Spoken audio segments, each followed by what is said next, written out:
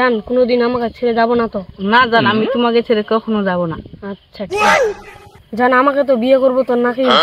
আচ্ছা জান, আমি তোমাকেই বিয়ে করবো। কি করছেন? মাই তোর বাড়ি গে দূর।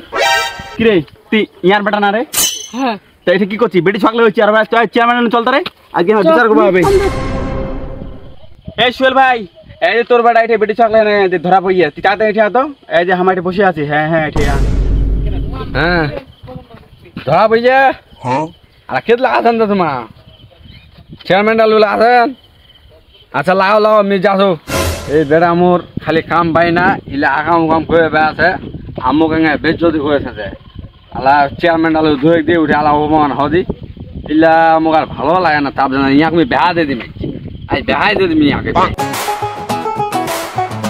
তো ছোড়া ধরা পড়ছে তুই গেলা বেহা দিব না জরিমানা দিব?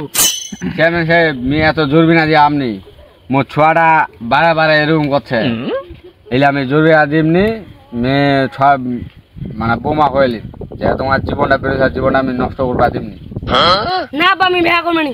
বিয়া করবো নি তো ইলা খামুখাম কেন কয়ে আছে? হ্যাঁ তোর তো আমি বারে বারে অপমান হোম। আগাম উগাম কইবে আছে আর কইছি বেহা করবে নি? তুই বেহা করবো নি, তোর বাপ বেহা করবে। হ্যাঁ মেয়ে একদম রাজি চেয়ারম্যান সাহেব, মেয়ে রাজি।